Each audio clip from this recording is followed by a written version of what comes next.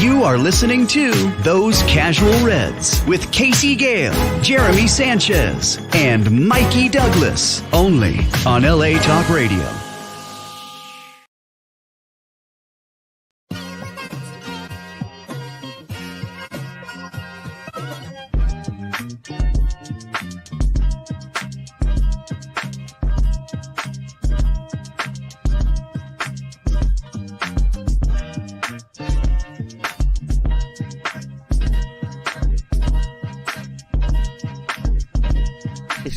So you know the deal. It's time for Those Casual Reds with Casey Gale on LA Talk Radio.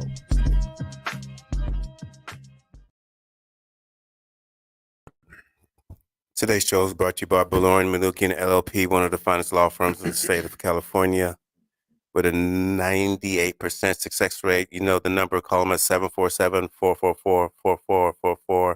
Ask for 𝙈𝙊𝙍𝙀, Ani, David, Shushan, and that better be everybody because they'll kill me. They got a full staff, interns, paralegals ready to give you your free quote, your free, what's the word I'm thinking here, Cheese? Free quote. Your free quoting. All right. 𝙈𝙊𝙍𝙀 LLP. Sam, just bring everybody in. This is Those Casual Reds. We've got one of the finest stateside panels you can find. I am the one they call Casey, aka Face. Casey, the survivor. Gail, fourth floor, they were calling me doo-doo bag. It was crazy. It was times. Oh, chap. Morphine champ. $6 million man. Steve Austin. I'm the new Steve Austin. But anyway, I don't want to make a joke about a thing. I'm so happy to be here with you. I'm just going to go around and say hi to everybody. How you doing? Cheese, what's going on? Brother, it's good to have you back. Good to see you. Please take care of yourself. We done already been interviewing for new birds to take proper care of you. So it's a long process, but you know, we have started it. So application process in review. My man Germ, how you doing over there? What's up? Casey here in the flesh, man. Boy, it's good to see you today. It's good to see you guys too. It's a good thing to see that you recover much faster than Luke Shaw. Wow, that's very hurtful, but to Luke, but true. Yeah. My man Bandito representing California. How we doing, brother? Good. Good to see you back in the studio. We're all worried about you, and Germ was holding it down. We were like, you know what? Yeah, I watched the Casey show over here. I watched the show. I was very entertained. I laughed. To the foreigners, Sean, Pittsburgh. How you doing? I'm doing great, man. Absolutely doing great. Just chilling out, waiting for the weekend, but doing good. And finally, my brother, Mr. Abrasive, Mr. Sets Twitter on fire, Facebook's most wanted. He's not here to be liked. He's not here to be liked. People are too soft. We're too reactionary. My guy, Big Mikey, represent ATL. How you doing, bro? What's up, bro? Hey, it's good to see you. But real quick. McTominay is gone, ladies and gentlemen. His happy days are ahead. That is not nice. You know what? I didn't want to do that early. Well, we're going to get to McTominay. We're going to get to time. We got a lot to talk about. We got Liverpool on the horizon. Yeah. We got transfers. But the first thing I want to talk about is the game that just what happened, the game that we lost. I know Sean, Mikey talked about it. They had a great show yesterday. Really enjoyed it. So our show, we need to talk about it.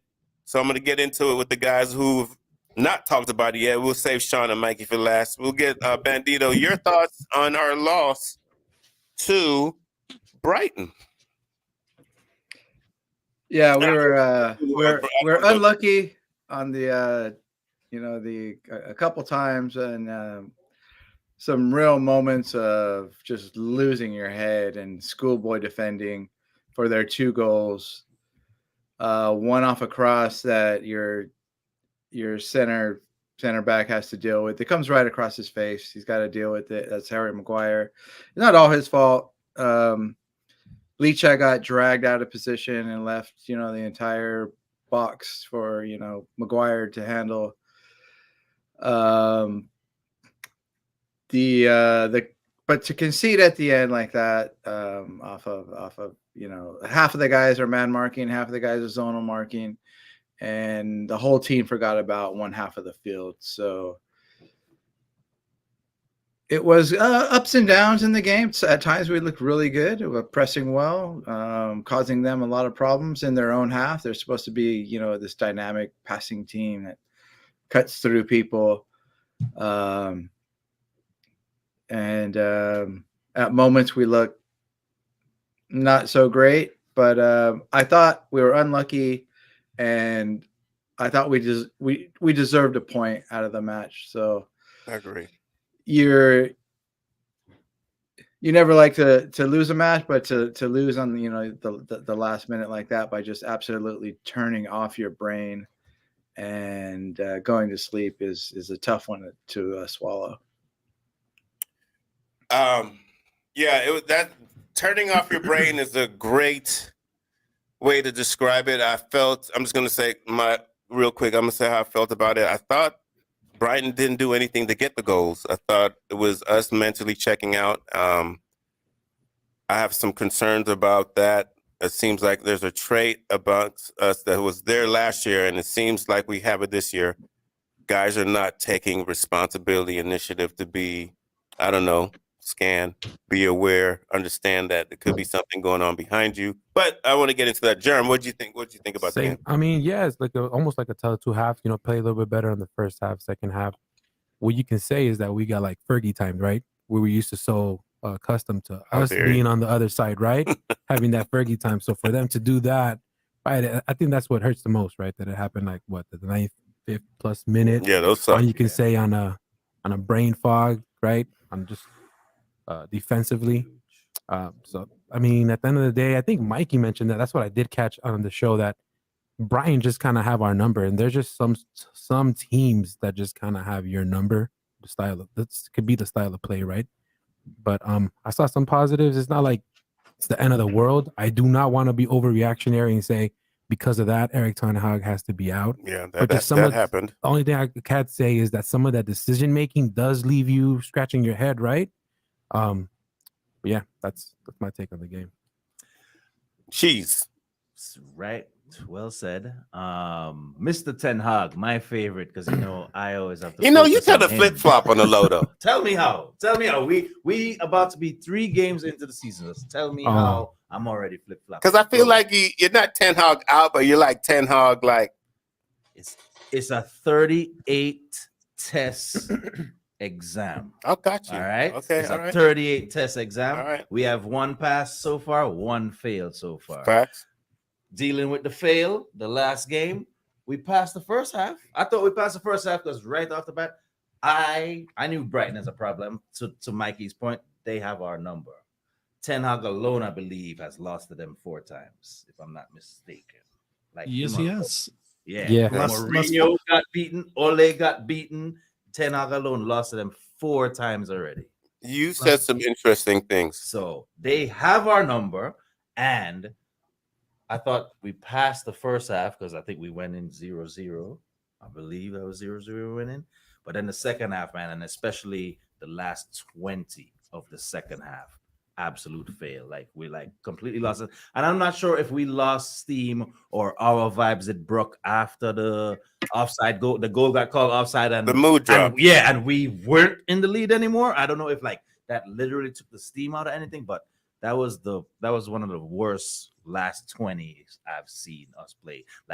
Going back to losing the game against Chelsea. I don't even want to talk about that from last season. No, when we that's like that. That's giving me feelings flashbacks. Like that. So yeah, so it's so and that's the type of stuff I want stamped out. And it's so Mr. ETH, are you working on this stuff? Because Brighton's coach, right? The man them sends De Zerbi gone to Marseille for coach Mason Greenwood, and you have a manager who's born after the Premier League. Once you say that, we're trying to be like Brighton, where you can remove a coach and the system stays the same way. I hope that's they're 4 years ahead of we're going. They're literally 3 to 4 years ahead of us.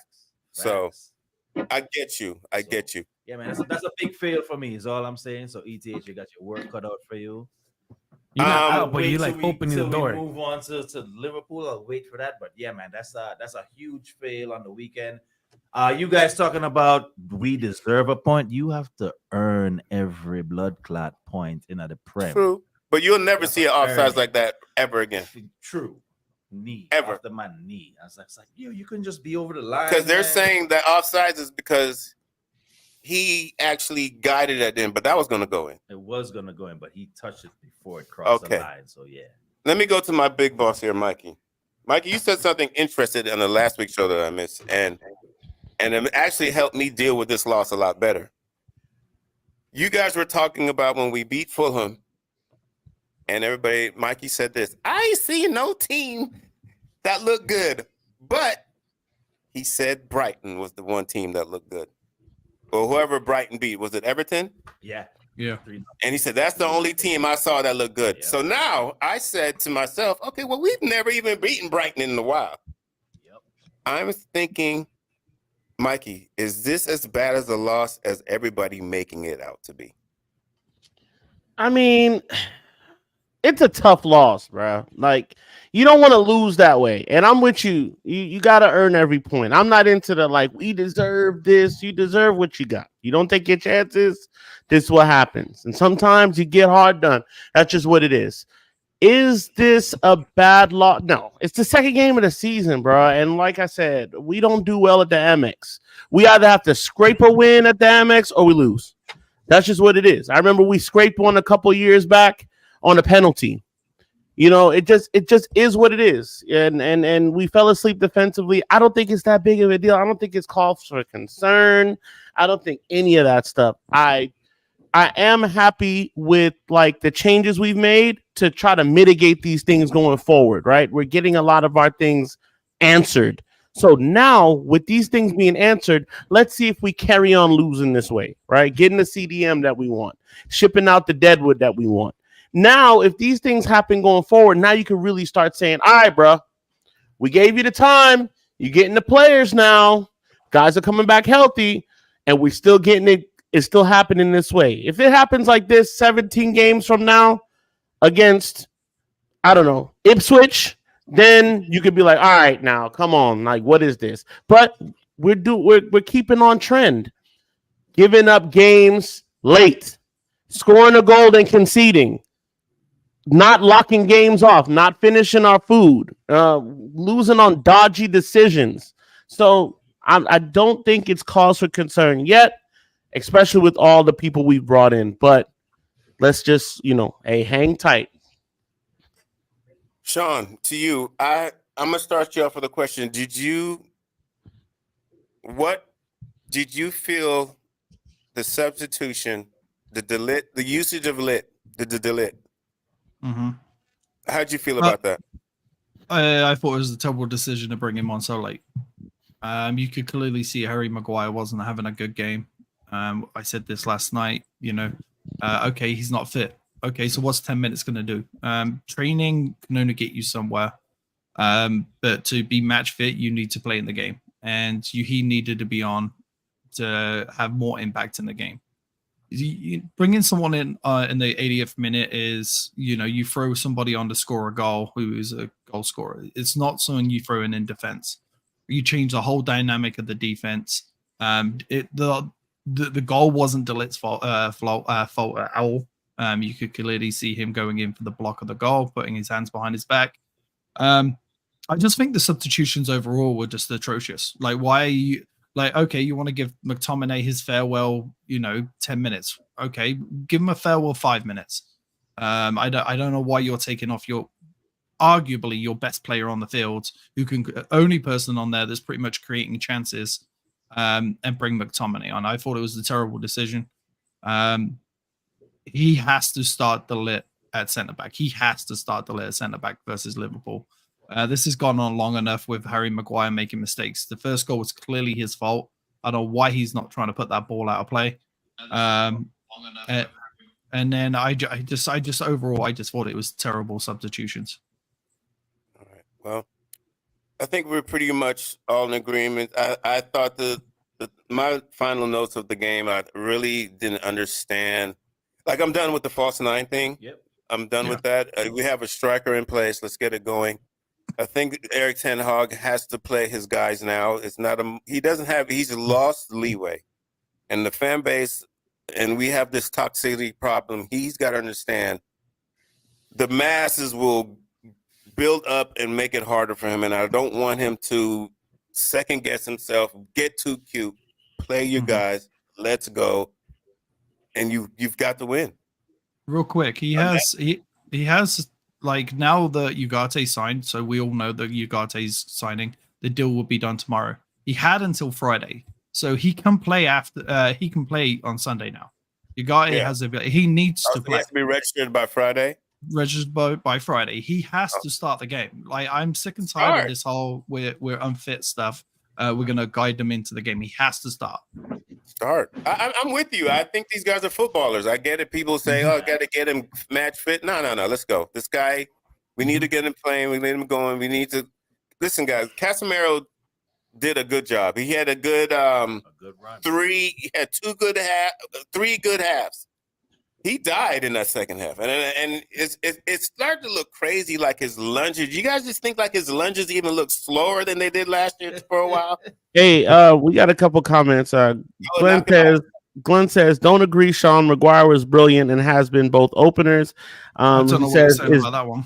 He says it's Dallow's fault. And Ronaldo says, "Oh, flower of Scotland, will we see you again?" Did you guys? I'm sorry, Glenn, but I was going to say, sorry, Glenn, but you're the only person on this planet that thinks that wasn't Harry Maguire's fault. You're the only person on the planet, because everybody that I know in the bar and everyone that I know back in England all called that on Harry Maguire. Yeah, I felt him not taking the initiative to handle that ball was very unprofessional. I don't know why he's waiting for another person to handle it. Listen, Harry Maguire has been spectacular, but that right there showed us every reason why Dele should be starting. And he said Delo played bad. I'm pretty sure Delo had an excellent cross into the ball that should have been put in the back of the net at one point. I talked about I was waiting for it. He had that on his left foot too. It's not even like his strongest foot. He's not. We're here for everybody's experience because on this show, every red matters. Every red matters. Ronaldo says first goal on Harry, second goal was on the tired defense. Exactly. Agreed. I agree with that. I agree with that. I agree with that too. I definitely agree with that. One thing I want to add, just real quick on your McSauce stuff, Casey. I was looking at the page on Instagram and some comments, and I'm like, one of these comments kind of summed up how I felt. It was like a lot of Man United fans have gotten used to below average players so much.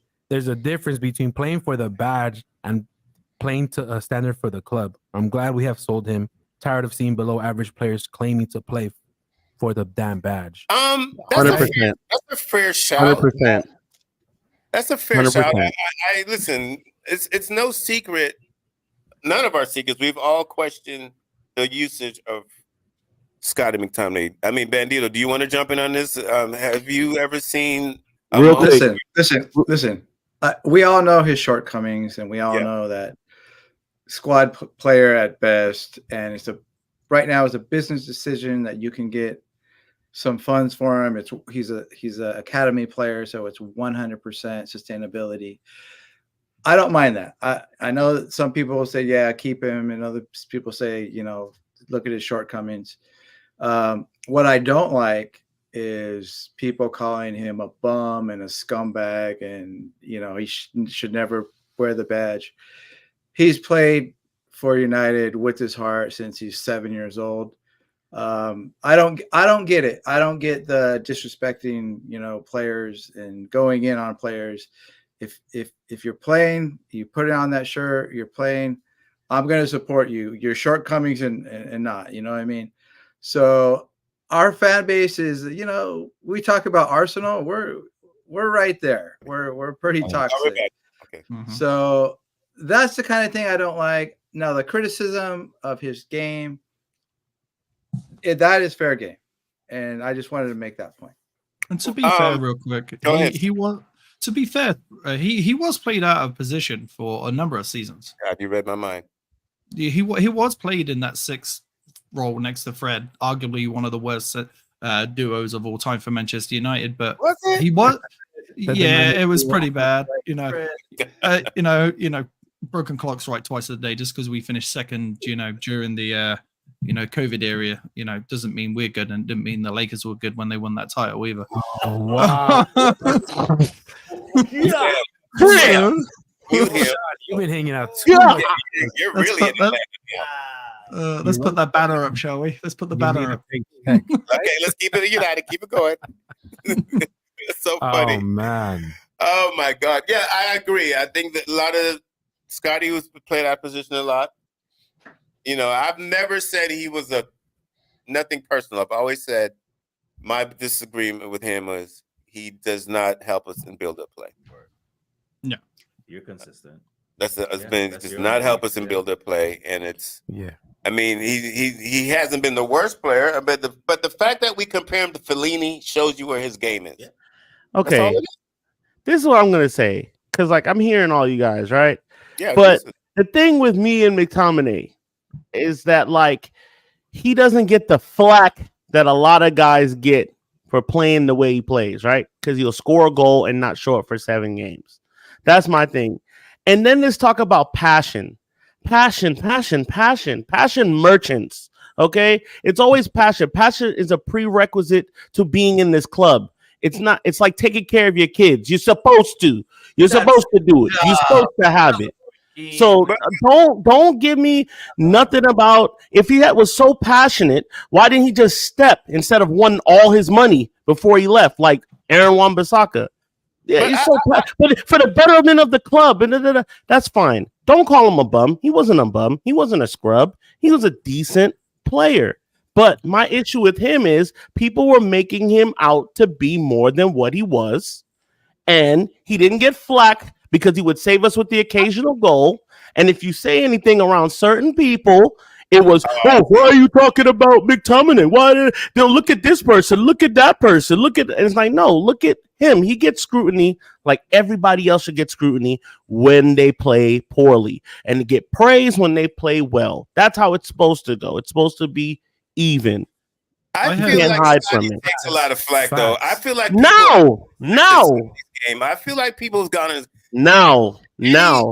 Okay, I'm just gonna say, I don't know how you guys feel, but anybody I've watched who break down the game, they attack Scotty. They destroy Scotty. People who understand football go at Scotty because they see his attributes are not what he is not for this Look team. Look at today, people. I think it was a bad decision. Look at Rio. It was a bad decision. We're going to come to rue and lament this day. An average player like Scott McTominay, it was a bad decision. Why? Because he bleeds United blood. Shut up, please. With this, does Holland bleed Manchester City blue? Does he? No, he does not. He plays well, and that's why we big him up. Well, people big him up. That's what it's about, bro. This United DNA thing has us in a chokehold. The thing that I was going to say real quick, the problem Rio had, that what I had with what Rio said, he said that, Man United, when he was there, they needed those players to make go. Yeah, there's a difference between Eric Ten Hag and Alex Ferguson, okay? There's a difference, okay? So, yes, those players were kind of there and supported Man United, but tactically, they were better than Scott McTominay. I heard the great thing that someone said to me today was, if Scott McTominay had Jadon Sancho's skill, it would be incredible. And if Jadon Sancho had McTominay's mentality, he would be incredible too. Yeah, that's a fair point. All right, let's jump on. Says, I agree with Mikey. I bleed red. Give me a shirt. He was wank. Thank God he's gone. Ronaldo says bubble shots. And Glenn says, are you a former center back? And did you not see Onana tell him he couldn't reach it? I guess he's talking about the goal stuff. He said that a minute ago, though. Oh, okay. Yeah. And just salute to the comments. Gotta read our comments. Yeah, thank you. Just to wrap this up. Ronaldo said, if my aunt had a dick, she'd be my uncle. Who said that? Ronaldo. Boy, what goes on in the South? Exactly. What goes on over there in Atlanta, right? So want to segue into the transfers? Let's get into these transfers. Yeah. Let's talk about let me just read some names off. The final window here. Well, we got Zersky at 34 euro, at 42 euros. 𝙈𝙊𝙍 at 38 million pounds. Or is that number? This is all pounds. I'm sorry. Maserati at 13 million, and ugarte, who has just landed, at 42. Let's just go ahead, Jeremy. You take it. I'm sorry. Well, I just wanted to mention, right? I wanted to segue from McTominay because he left, right? The transfers, the buying and selling of players. Now that we got Ugarte, right, that he's coming in, how are we going to rate this transfer window thus far? Seeing players like you just mentioned, Casey, Ugarte coming in.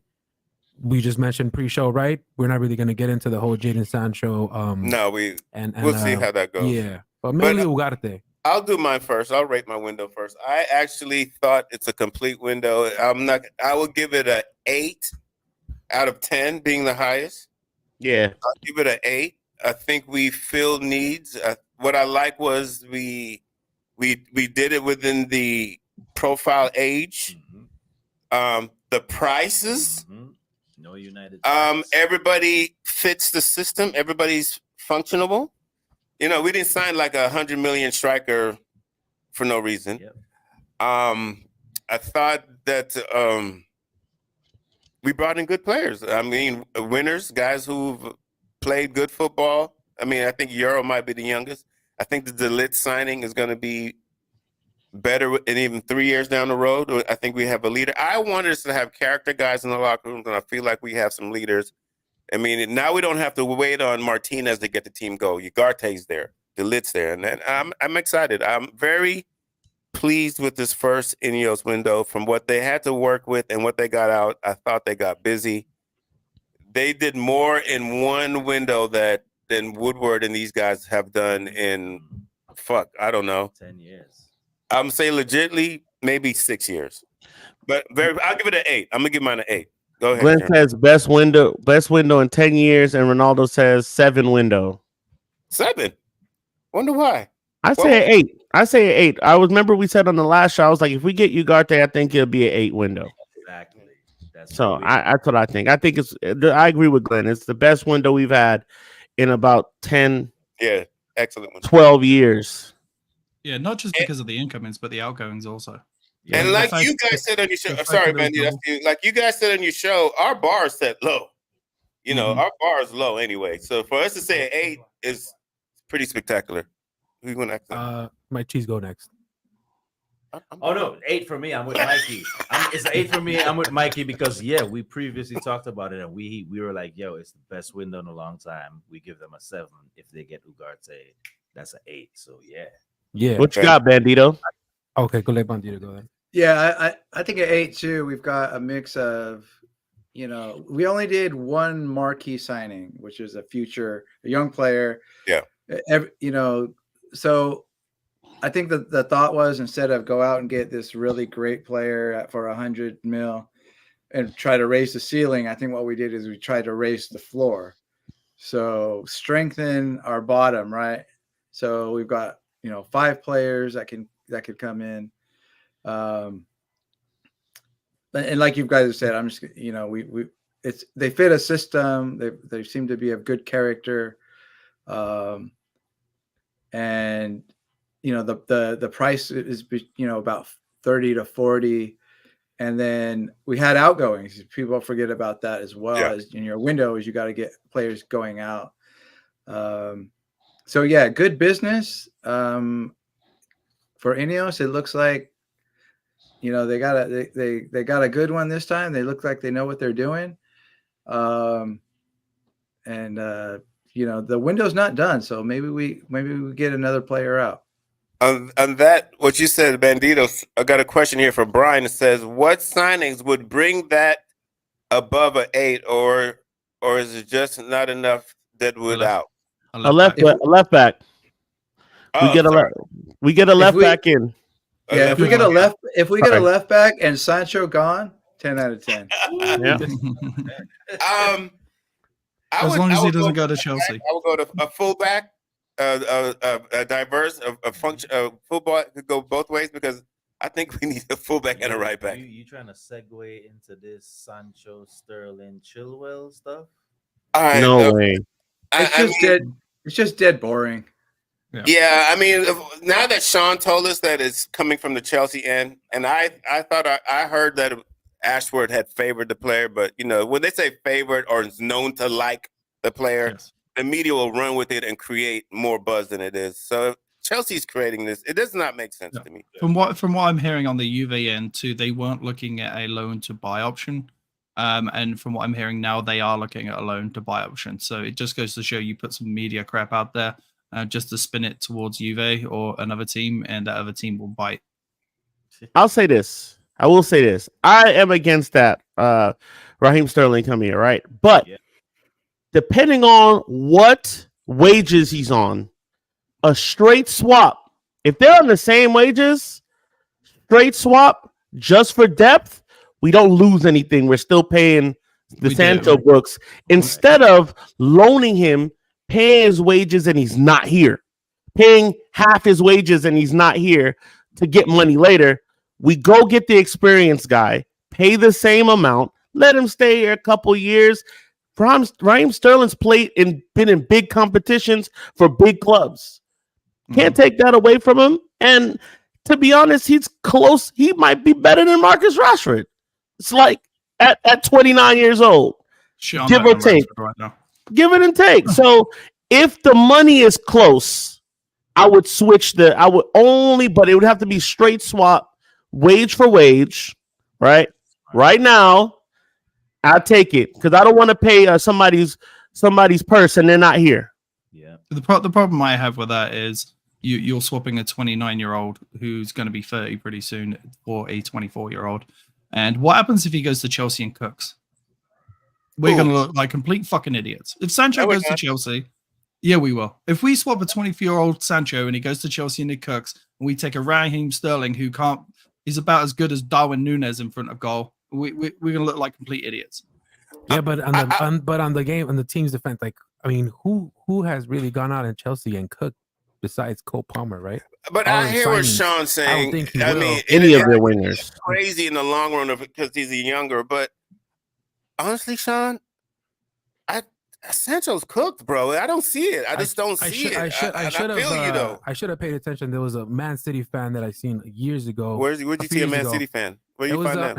It's this YouTube channel that I seen. Was this before 2008? And when we got him, when we got Jadon Sancho, I just took it as hate. He's like, in a few years, he's gonna be out in Watford. He's like a waste man type of player. He's not good enough.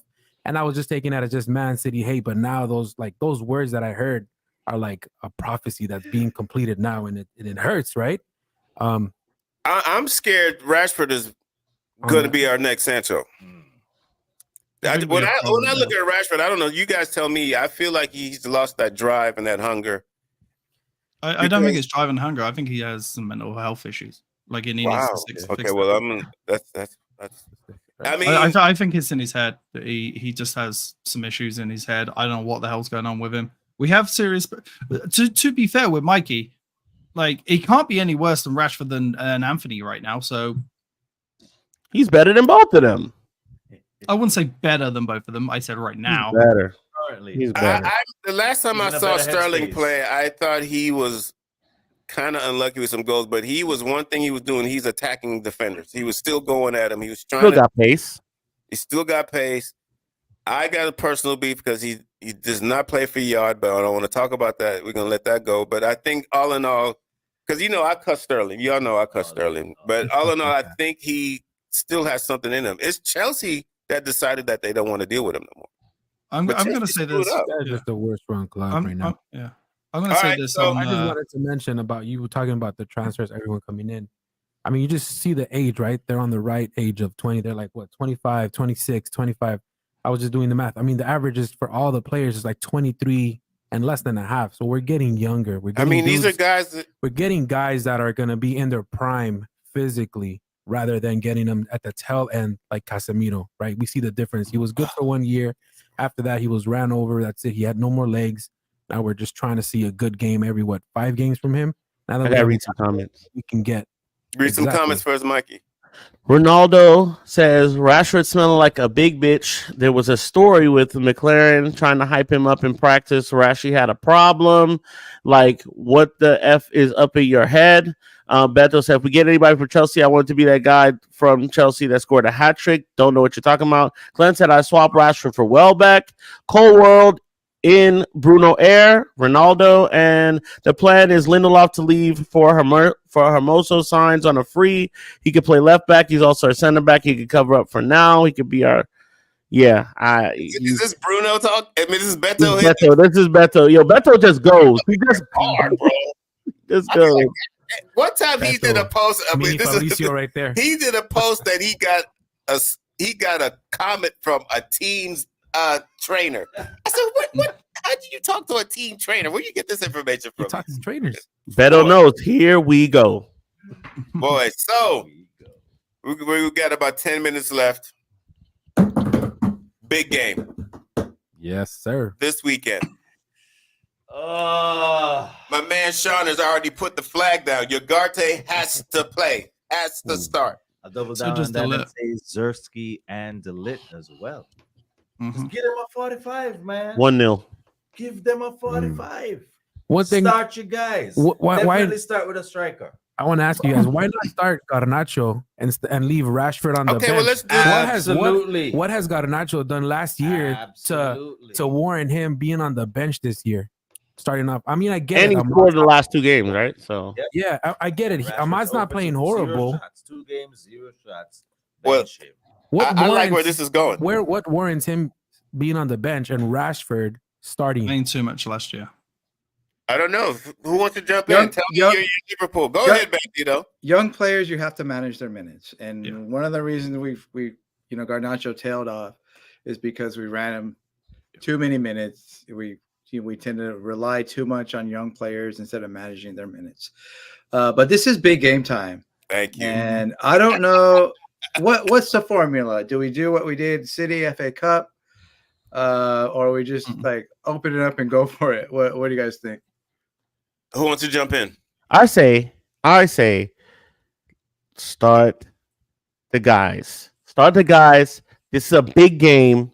Let them play. Give them if they're horrible, hook them. It's okay. It won't be the end of their career. It's all right. 𝙈𝙊𝙍, get in there. Garnacho, start that. 𝙈𝙀𝙀, number 9. Like, let's see it. Let's pull it. Ugarte, get in there. Let's see it. Let's just see this brand new United. There's going to be plenty of time to tweak and change, and against smaller sides, plenty of games. Got a lot of games to play, bro. We're in the European competition. Okay, we got FA Cup, we got the League Cup to worry about, and the league. Plenty of games to try things. This one, go for the jugular and let the new guys show what they can do. I think it's a great litmus test to go up against this Liverpool side, who are a decent side. They're not terrible. They're not terrible. They're better than they were last year, in my opinion. What I saw from Liverpool is when they got the lead, it didn't look like they were going to lose the lead. They kept coming. They kept playing hard. They're all about controlling. Sean. I will real quick. I'll touch on that. Liverpool do look good. The problem is they're 1 injury away from being absolutely atrocious. This whole not signing anybody and having almost 33-year-old defender with not very good backups is not a good thing for Liverpool. But back onto Manchester United. I agree. Garnacho needs to start. I looked at some stats earlier with Rashford. He completed 0 of his take-ons this week. He had 0 shots on goal.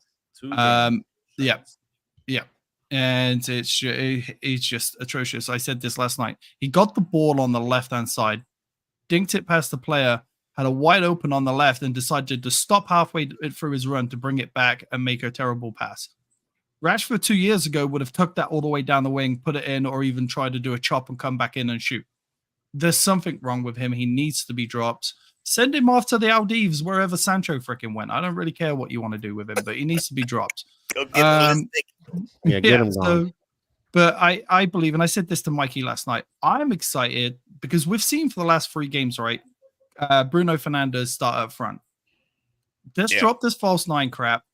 Or if you want to keep it, at least have 𝙈𝙀𝙀 there and drop Bruno back. Because Bruno has a tendency to run forward. 𝙈𝙀𝙀 has a tendency to drop back. okay, to pick the ball up and move it forward. So why not play those two together? They, as long as they communicate, they're dropping back and forth. If you want to play the false nine, you have to play those two. But it is going to mean Bruno dropping back a little bit. I would honestly swap 𝗦𝗶𝗴 and 𝙈𝙊𝙍𝙀. I would swap them over. Put 𝙈𝙊𝙍 back on the right. He's not a left-footed.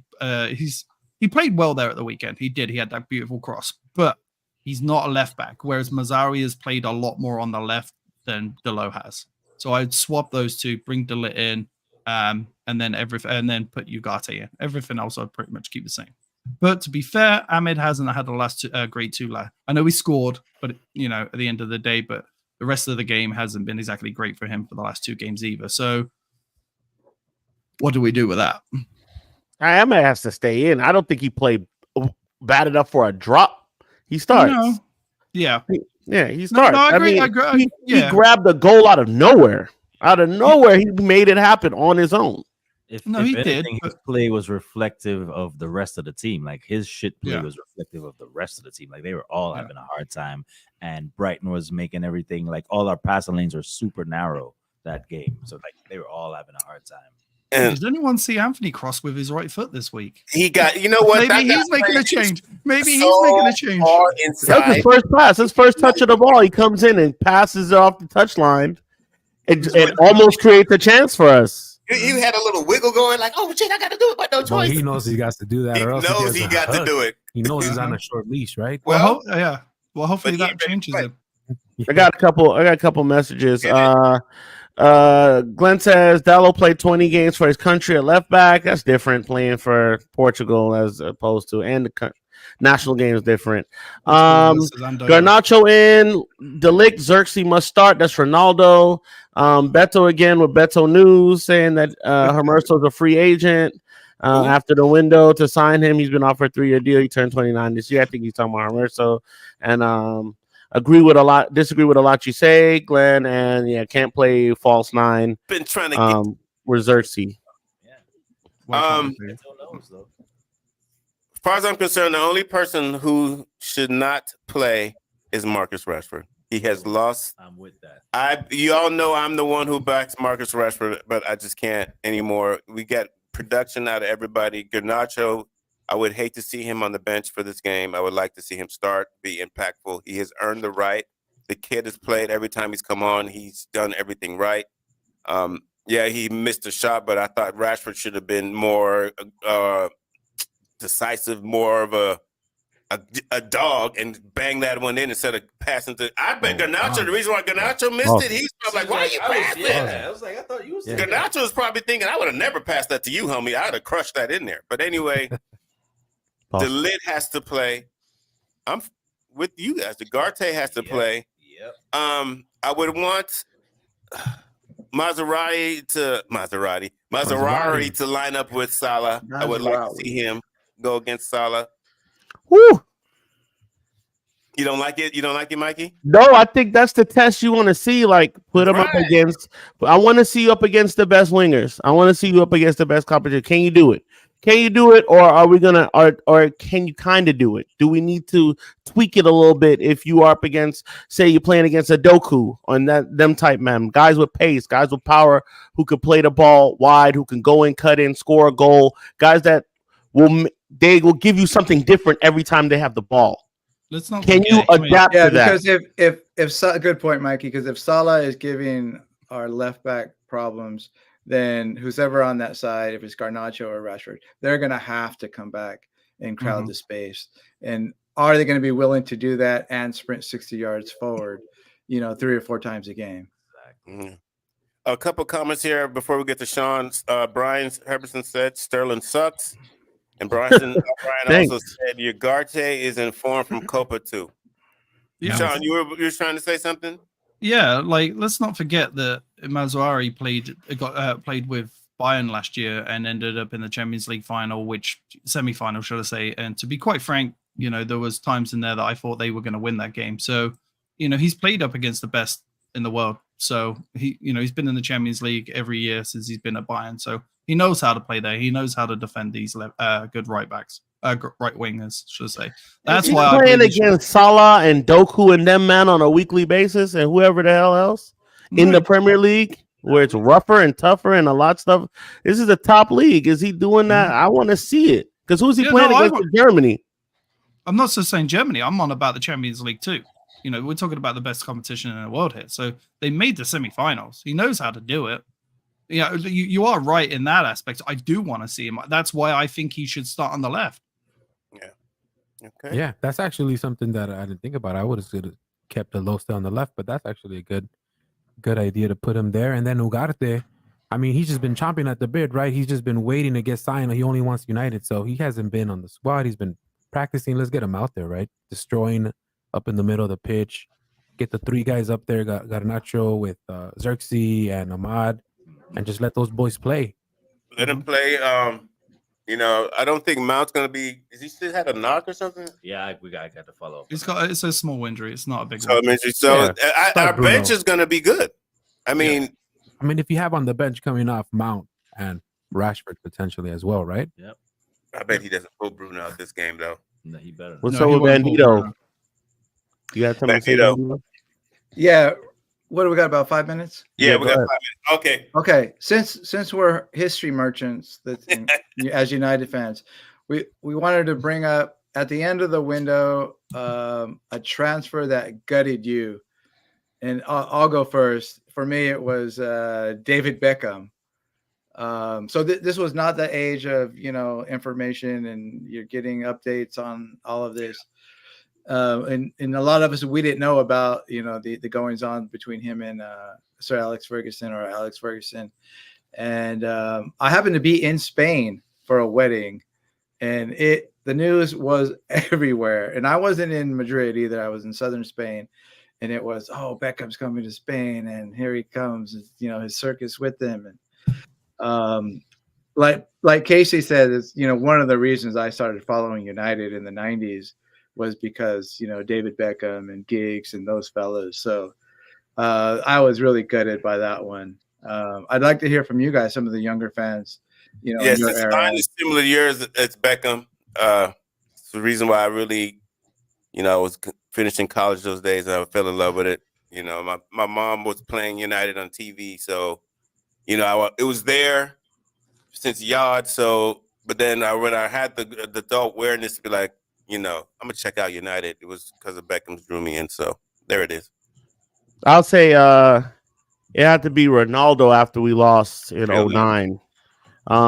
Because it was on the wall, right? Because he was complaining for a while, but it's how he did it. He did it to us twice. But the first time he was saying like, oh, I feel like a slave because they won't let me leave. And I'm like, dude, we made you here. Why do you want to mess this up? We got something going. You won the Champions League the year before. But that last Champions League loss and him just wanting to play for Real, like every player wants to do, just that hurt. Because I knew Real was going to be unstoppable then. Let me to cut you off short. After Cristiano, I hated Real Madrid. I hated them. But okay, bad. Sean, I guess it's your turn. I'll let you guys, younger guys, real quick. Does it have to be a transfer, or can it be someone that's kind of retired? Because it's a little different. But I'm with you. Tell me. I'm gonna go with Cantona retiring. Yeah, that's what I'm going with. Yeah, Cantona was a bigger loss for me, because it was so early. It wasn't. Necessarily he retired so early, so that was a bigger loss for me than kind of Beckham was. The Beckham thing, after the boot situation, I could see Beckham coming, so it wasn't that big of a situation for me. There's been so many players that throughout my time of supporting Man United that have come and go, but the one that really hurt the most for me was Eric Cantona retiring too early. I think for me, the youngest United fan around here, right? For me, it was Cristiano Ronaldo. That's because I was in school and everybody was rocking that Cristiano Ronaldo haircut with the United different, bro. Every time playing any pickup football matches, it was like, oh, I'm Cristiano Ronaldo with the United jersey. So that's one of the biggest reasons. Also, I was following United, such a big club, and then to see that from him leaving to Real was kind of heartbreaking. Wait, you're leaving this huge club and you're going to Real? Wait, this doesn't make sense. So that's something that was much more heartbreaking for me. It's a good thing there wasn't Twitter back then. They would have slated. It was Twitter back then. Yeah, but it was like it was 09. it was. I can't remember when I got. But back then, I think, and then to be fair, I think back then Twitter wasn't as toxic as it is today now. Yeah. Real quick, score prediction. That's a great question. Oh no, wait a minute. You just said yours, did you, Sean? Yeah, I said mine. He said Cantona. Yeah, we're saying the retirement, not so much. See, retirement don't bother me as much as going to another team. Yeah, but that disgusts me. That hurt. Okay, score predictions. We got Scousers real quick. 1-0 United. I'm actually gonna go with a loss if Ugarte and Delete don't start, but if those two start, I think we win 2-1. All right, Bandito. 2-1 United over the Vermin. Sweet. The Rats. My time? Yeah. 1-0 Anthony winner. Who's Anthony? Also scored the winner the last time Arne Slot and Ten. Bro, you're too nostalgic. You're tripping. What is he smoking? Was in that game. Anthony scored the winner. That's crazy. 1-0 Anthony. He's not even on the bus, my dude. 1-0 Anthony. And it's a home match. He's in the stands. Stratford it. I got Jeez, whatever you're smoking, send some my way, man.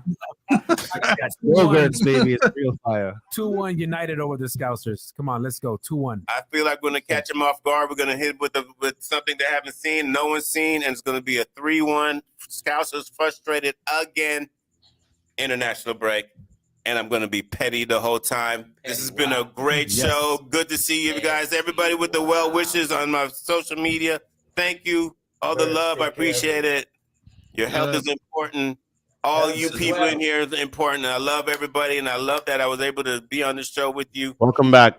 Brian says, what it says? I can't read. We gotta wrap it up. We gotta wrap it up anyway. This is everybody at Those Casual Reds show, the finest panel in the stateside.